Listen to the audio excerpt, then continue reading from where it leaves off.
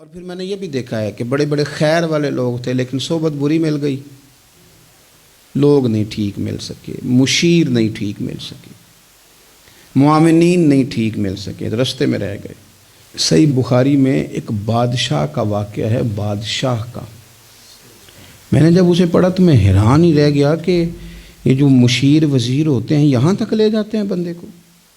وہ ہمارے ایک وزیر صاحب نے تھوڑے دن پہلے کہا ہے، بیچارے نا خبروں میں رہنے کے لیے اس طرح کی شرارتیں کرتے ہیں۔ اس کی وجہ یہ ہوتی ہے کہ ملک کا نظام تو چلتا نہیں، تو پھر وہ چاہتے ہیں کچھ لوگوں کو ادھر الجھا دو تاکہ وہ اصل سے ان کی توجہ ہٹ جائے۔ انہوں نے کہا جی قائد اعظم اسلامی ملک نہیں بنانا چاہتے تھے، تو کون سا بنانا چاہتے تھے؟ پاکستان کا مطلب کیا؟ لا الہ الا اللہ محمد رسول اللہ صلی اللہ علیہ وسلم۔ میں آپ کے جواب میں صرف اتنی بات کہوں گا کہ جو پاکستان بنانے والے تھے نا، وہ آپ کی طرح کے لوگ نہیں بنانا چاہتے تھے، آپ کی طرح کے لوگوں کے حوالے نہیں کرنا چاہتے۔ ہمارے لیڈروں کا یہ حال ہے کہ اس طرح کے لوگوں کو مشیر بنا لیتے ہیں، وزیر بنا لیتے ہیں۔ یہ کتنی رکاوٹ پیدا کرتے ہیں، کتنی تباہی کرتے ہیں۔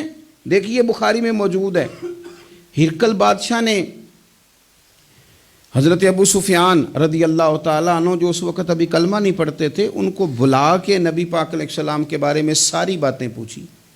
ایک ایک بات اس نے حضور کے بارے میں پوچھی، اور آخر میں یہ بھی پوچھا کہ کیا انہوں نے معاذ اللہ کبھی جھوٹ بولا ہے؟ تو ابو سفیان کہنے لگے نہیں، قربان جاؤں، میری مخالفت اپنی جگہ پہ، لیکن وہ میرے سامنے پیدا ہوئے ہیں، 40 سال کی عمر میں اعلان نبوت کیا ہے، ان کی گود میں بیٹیاں کھیلتے میں نے دیکھی ہیں، ان کے مقدس بال میرے سامنے سفید ہوئے ہیں، محبوب نے جب بھی بولا حق اور سچی بولا ہے۔ اس کی نا طبیعت میں دین اتر گیا بادشاہ کی۔ اس نے اس کے جواب میں بڑا خوبصورت جملہ کہا، کہنے لگا جس نے بندوں سے کبھی جھوٹ نہیں بولا، وہ یہ جھوٹ کیوں بولیں گے کہ میں اللہ کا رسول بن کے آیا۔ اس کی طبیعت تسلیم کر گئی کہ نبی پاک علیہ الصلوۃ والسلام سچے اور آخری نبی ہیں، اور اس نے اظہار بھی کیا، کہنے لگا مجھے یہ تو امید تھی کہ اللہ کے آخری محبوب علیہ السلام اپنی شانوں، عظمتوں، رفعتوں، بلندیوں سمیت تشریف لانے والے ہیں، پر یہ نہیں پتہ تھا کہ وہ اہل عرب میں سے آئیں گے۔ اس نے کہا میں جلدی سے حاضر ہو کے نا حضور کی اطاعت قبول کرتا ہوں۔ لیکن بادشاہ تھا نا،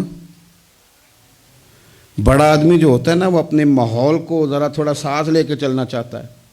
تو بادشاہ نے بھی نا اپنے جتنے اس کے وزیر مشیر تھے ان کو بلایا اور اپنے محل میں دعوت دی۔ ذرا انداز دیکھیے گا، اور خود بالا خانے کے اوپر چڑھ گیا، دروازے بند کر لیے، اور اوپر چڑھ کے نا انہیں بالا خانے سے جھانک کے کہنے لگا تمہیں بھی پتہ چل گیا، مجھے بھی پتہ چل گیا، اللہ کے آخری رسول تشریف لے آئے صلی اللہ تعالی علیہ وسلم۔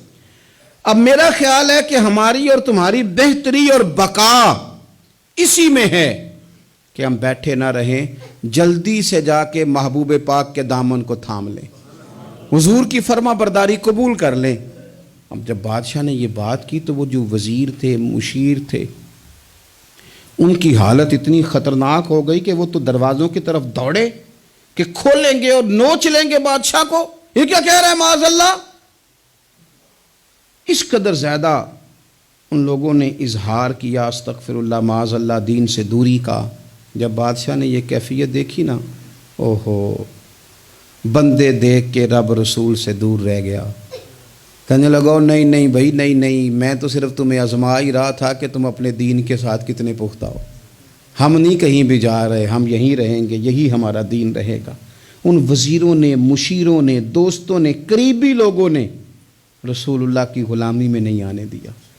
اتنا برا اثر کرتے ہیں یہ مشیر وزیر، اتنا خوفناک حال کر دیتے ہیں انسان کا قریب رہنے والے لوگ کہ سامنے کرم کا دریا بہہ رہا تھا، لیکن اس کی بدقسمتی دیکھو، وہ دور اس لیے رہ گیا کہ اس کے دوست ٹھیک نہیں تھے، مشورہ دینے والے ٹھیک نہیں تھے، قریب رہنے والے ٹھیک نہیں، یہ دور رہ گیا۔ اور نجاشی کلمہ پڑھ کے محبوب کا مسلمان ہو گیا۔